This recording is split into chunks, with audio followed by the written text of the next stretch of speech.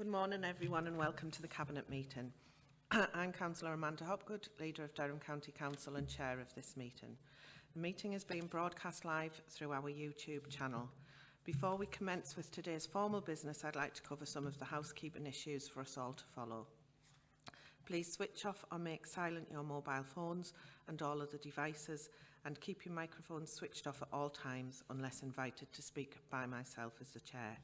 When invited to speak, please switch on the microphone nearest to you and introduce yourself. So with that, we'll move on to the agenda.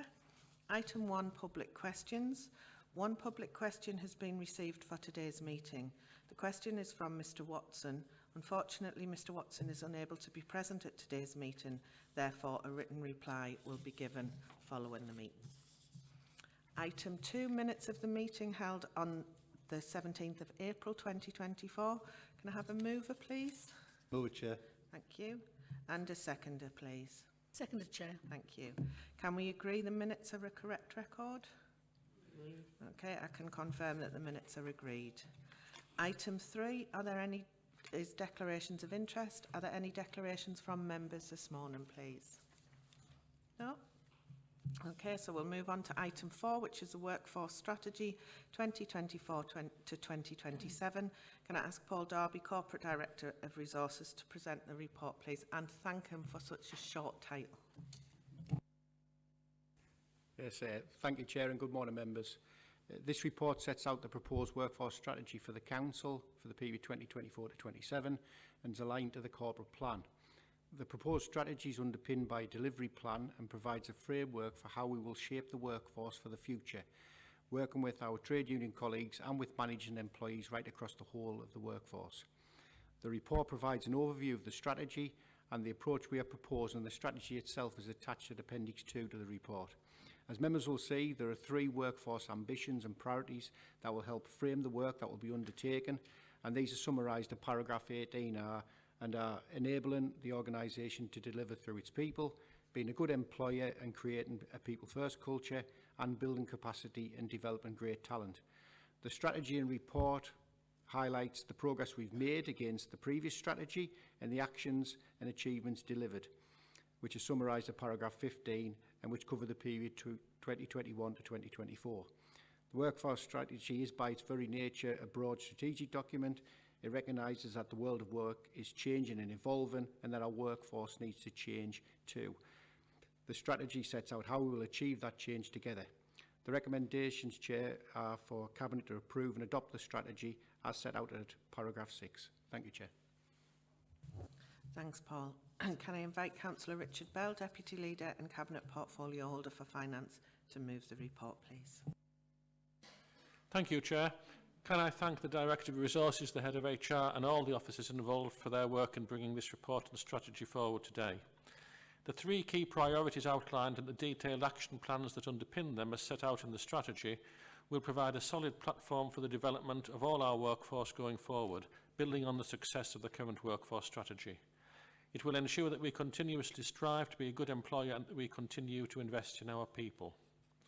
Both the scale and extent of these plans are ambitious and far-reaching to help create the workforce for the future that we will need, covering actions and issues such as our investment in apprenticeships, to leadership and management development, to cultural change and succession planning. The single biggest asset we have as a council is our people, and this strategy speaks to and supports all employees regardless of their role. Central to the strategy and the effective delivery of the various projects and programmes of work that will underpin it is the strong relationship between officers, staff, their trade union representatives and the elected members of the Council. These strong relationships have stood us in good stead as we have faced the many challenges that have presented themselves to us to date and will be needed for the challenges yet to come. I believe this strategy will help provide the necessary focus and prioritisation for the development of our workforce going forward. And with that, Chair, I move the adoption of the strategy and recommendations as set out in the report. Thanks, Richard. Can I invite Councillor Susan MacDonald, Cabinet Portfolio Holder for Digital Customer Service and Procurement, to second the report, please. Thank you, Chair. I would like to speak in support of the report and in doing so add my thanks to the officers for bringing this report forward. Our staff have worked hard to transform the council over the years, and the actions delivered over the last 3 years as part of the current workforce strategy are a testament to that dedication and commitment. We've come out of the pandemic as a different organisation, doing things differently, but always with the customer in mind. Of course, we don't get everything right all of the time. No organisation does. But we learn from that and we seek to move forward in the right direction. The services we provide are relied upon by so many people and our workforce makes a difference to the lives of those people each and every day. Without a good workforce, we would not be able to improve the lives of the people we serve.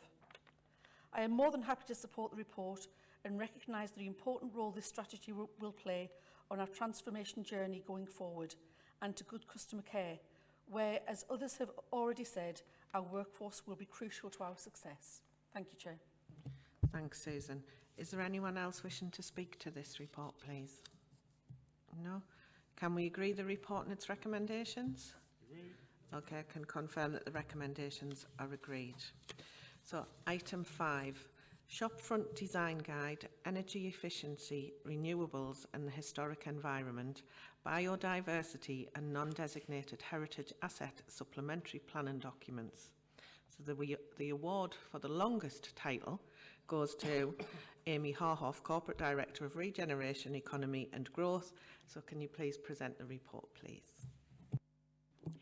Thank you for that introduction, Chair. It does what it says on the tin, I'm afraid, but I will run through this four-pronged report now. So the purpose of this report is to seek Cabinet's approval to commence consultation on 4 supplementary planning documents, also bridged to SPDs. These are second drafts of the Shopfront Design Guide and Energy Efficiency Renewables and the Historic Environment SPDs, and the first draft of the Biodiversity and Non-Designated Heritage Asset SPDs. All 4 documents support the County Durham Plan adopted in October 2020, and once adopted will be a material consideration in planning decisions. So just moving through the 4 proposals, the Shopfront Design Guide SPD sets out the guidance to promote good shopfront design, restoration and refurbishment. The first draft of the SPD was consulted on in the 23rd of October to the 3rd of December 2023. It was generally supported and has been further improved in response to the consultation feedback as set out in the report.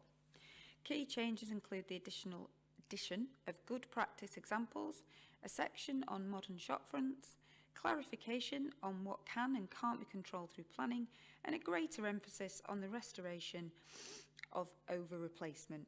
A statement of consultation is set out in Appendix 6 of this report. On the Energy Efficiency, Renewables and Historic Environment SPD, this sets out the guidance for property owners considering making energy efficiency or renewable energy improvements within the historic environment. The first draft SPD was consulted on the 23rd of October to the 3rd of December 2023, and representations are noted in this report. The key changes as a result of the consultation feedback include reference to mechanical ventilation and heat recovery, batteries and protected species, greater encouragement of the retention of existing traditional fabric and grading has also been revisited to reflect the relative harm and acceptability of solar slates and roof-mounted PV panels. And again, a statement of consultation is set out in Appendix 7 of this report. Moving to biodiversity, the SPD provides guidance to improve biodiversity delivery within new developments. It sets out County Durham's ecological importance, what biodiversity net gain and the nature recovery network are, and how to build biodiversity into new developments. And finally, the Non-Designated Heritage Assets SPD. At its meeting on the 15th of November 2023, Cabinet agreed a local list of non-designated heritage assets for 8 pilot areas across the county, and for the development of internal governance arrangements for the further identification of NDHAs via the production of an SPD. Accordingly, this SPD explains what those assets are in the context of the national and local planning policy, and establishes a selection criteria against which the county's non-designated heritage assets are to be identified and assessed. In terms of consultation, if this report is agreed, the consultation will be undertaken on the SPDs from the 3rd of June to the 14th of July 2024, and all consultations will be undertaken in accordance with the Council's Statement of Community Engagement. Chair, that concludes my report, and I refer to the recommendations as set out in section 8. Thank you. Thanks, Amy. Can I invite Councillor Elizabeth Scott, Cabinet Portfolio Holder for Economy and Partnerships, to move the report, please? Thank you, Chair. And on behalf of Cabinet, I would like to thank staff, because there's a huge amount of work goes on behind the scenes in getting these documents to the stage we're at. So members will recall that the County Durham Plan was adopted in October 2020. We are now bringing forward this series of documents over the next few years which will supplement its content. A shopfront is the first point of contact between a business and the public and contributes to an immediate impression of a place. The Shopfront Design Guide SPD will help improve the general standard of design across the county, which will benefit our town centres and local businesses. The Energy Efficiency, Renewables and the Historic Environment SPD will help property owners to take steps to improve the energy efficiency of historic buildings, recognising that the historic environment should play its part in supporting local and national net zero goals. The Council declared an ecological emergency in April 2022, and the Biodiversity SPD is a key action in the Council's Ecological Emergency Action Plan. It will help us ensure new developments deliver the best outcomes for biodiversity. The NDHA SPD will provide clarity to developers and the community on how we identify and assess NDHAs. As a council, we always emphasise the importance and value of consultation. We've taken on board feedback from the first stage of consultation on the shopfront and energy efficiency, renewables and the historic environment SPDs, and consider they have been improved as a result. We will now be seeking views on all SPDs for 6 weeks up to 14th of July 2024 and encourage all interested parties to have their say. I therefore propose the recommendations in paragraph 8 of the report. Thanks, Elizabeth. Can I invite Councillor Mark Wilkes, Cabinet Portfolio Holder for Neighbourhoods and Climate Change, to second the report, please? Thank you, Chair. These kind of documents can seem pretty dry to people, and they may think they aren't necessary or relevant to them. They really are, and it's really important to join in this conversation on them. They give additional detail and clarity on what's required for new development to be acceptable, expanding on the policies of the County Durham Plan and providing certainty for developers, but also reassurance for residents. Looking at the SPD on energy efficiency, renewables and the historic environment, this addition to our planning documents will help residents to install solar panels and other improvements to their properties, whilst also ensuring that our historic environment is protected. Our biodiversity SPD is a critical document with this first consultation, ensuring that development has the least impact on the environment. And as portfolio holder for climate change, this is where I centre my comments. Each individual point in the SPD is important, whether it's those small basics of expecting provision to integrate bird boxes on a new development for birds like swifts or house martins, or gaps in new fencing for hedgehogs, it matters. Making sure there's a proper distance between watercourses and new housing to protect riverbanks and streams and ensure that there's a wide enough habitat for species matters. Making sure that if someone trashes the biodiversity on a site, they have to fix that by improving biodiversity beyond the original state when developing. This matters and stops those unscrupulous people in their tracks by setting that start date at 2020, 4 years ago. We're setting a hierarchy where we expect improvement on site, and if this is not possible, in the surrounding area first, and then, if possible, in the county. The loss of biodiversity over the last 100 years is breathtaking, with the UK having lost more than most countries. What we do in our county matters. It matters because it shows leadership. It matters because it contributes to the physical and mental health of our residents, and it matters because protecting, improving and bringing back the amazing biodiversity of our environment that we once had will benefit future generations long after we've gone. Whilst we recognise the limitations placed on us by national planning guidelines, we also in this Biodiversity SPD put out a call for developers to consider going beyond minimum national standards wherever we can to further improve biodiversity, making our planning proposals one of the strongest around in promoting protection of the environment. Chair, we've passed a climate emergency and an ecological emergency. These documents are another part of how we achieve what is required to tackle these issues, whilst also ensuring sustainable development. I fully support going out to consult on these and urge as many people as possible to respond. I formally second the report, Chair. Thanks, Mark. Is there anyone else wishing to speak to the report? Yeah, Councillor Bell. Thanks, Chair. I just think it's worth noting that this year the government introduced a mandatory requirement for the majority of developments to achieve a minimum 10% net gain in biodiversity.